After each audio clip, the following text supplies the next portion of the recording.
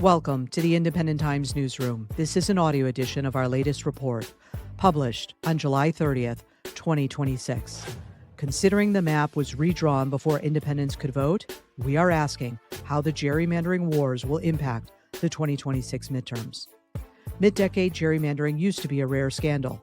In the past 18 months, it became standard practice in 10 states. Here's how we got here, why it matters most to independents, and where bipartisanship actually held the line. Every 10 years after the census, states redraw congressional districts. That tradition held for a century until the summer of 2025. Facing a historically tough midterm map, President Trump urged Texas to redraw mid-decade. Texas obliged in August, creating 5 new Republican-leaning seats.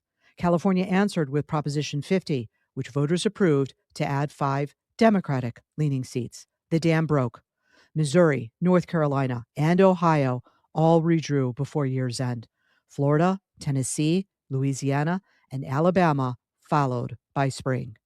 Utah's courts blocked efforts by enforcing a voter-passed anti-gerrymandering law.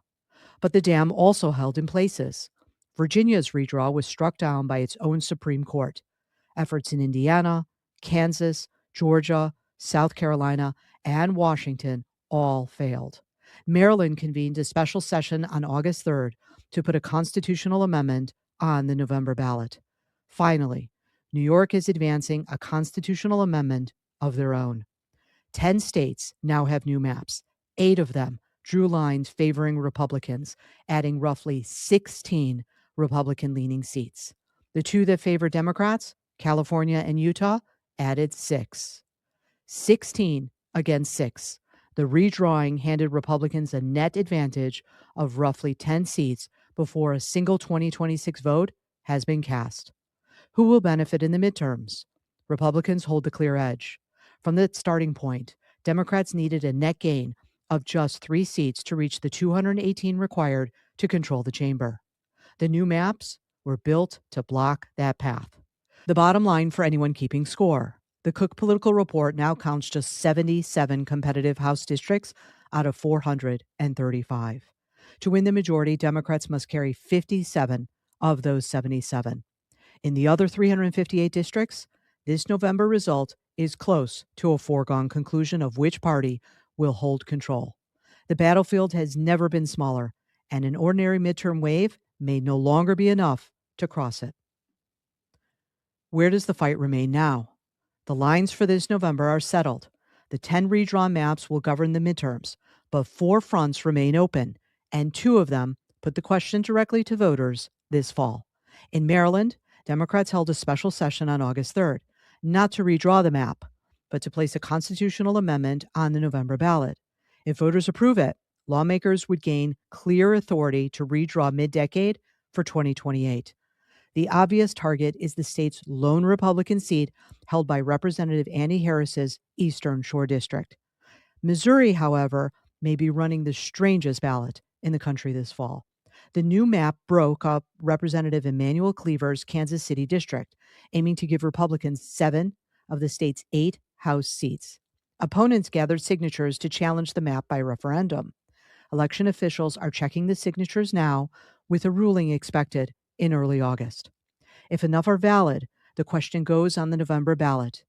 If it qualifies, the ballot will do double duty. Missourians will elect House members under the new map while also voting on whether to keep it. In Texas, the courtroom battle continues. A federal court ruled the new map an illegal racial gerrymander, but then the Supreme Court stayed the ruling, so the map counts for 2026. Finally, New York has passed the first stage of a constitutional amendment to unlock its own mid-decade redraw. It needs a second legislative vote in 2027 and then voter approval before it can matter. So how unusual is this? Mid-decade redistricting is legal in most states, but was historically rare. Voluntary partisan redraws were handfuls: California in 1982, Texas in 2003, Georgia in 2005. But the 2003 Texas redraw was treated as a scandal for generations after House Majority Leader Tom DeLay pushed it with the line, "I'm the majority leader, and we want more seats. Democrats fled the state to deny a quorum. Republicans gained 6 seats, and for 20 years, no state repeated the move. Now, however, 10 states have redrawn their maps in roughly 10 months, with both parties coordinating openly. Nothing like this has happened since the 19th century, when Ohio redrew its lines 7 times between 1876 and 1892. The trick itself is even older. The word gerrymander was born in 1812, after a Boston cartoonist drew Massachusetts Governor Elbridge Gerry's salamander-shaped district as a winged monster. 2 centuries later, America is drifting back to the politics that named it.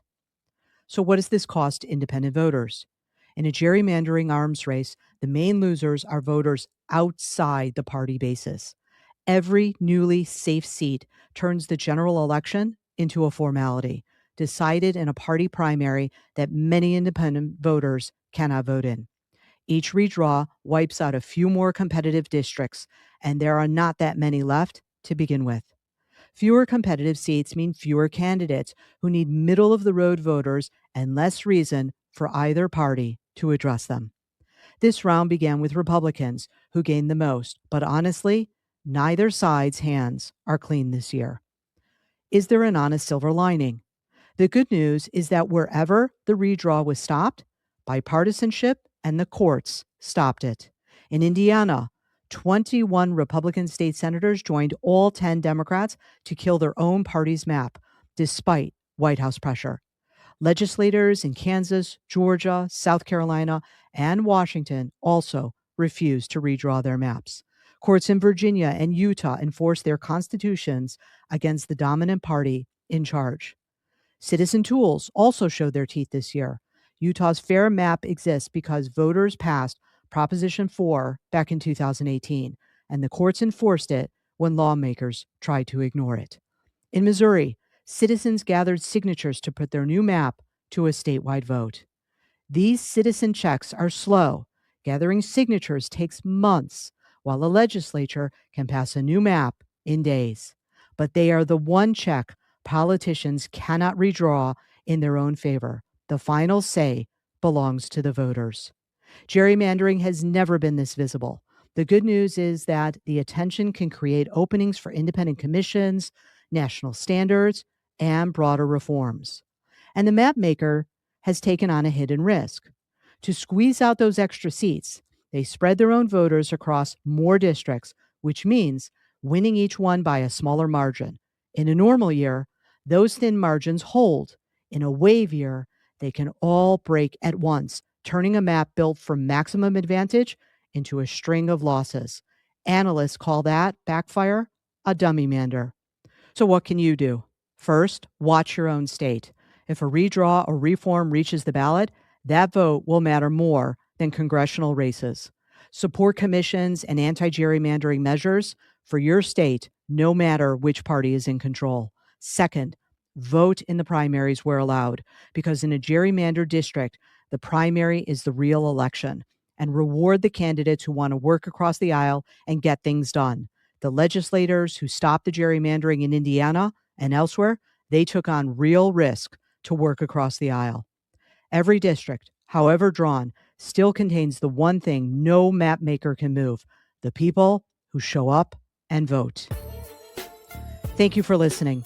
Please follow us on social media and subscribe to our daily dispatches at our website, indtimes.news.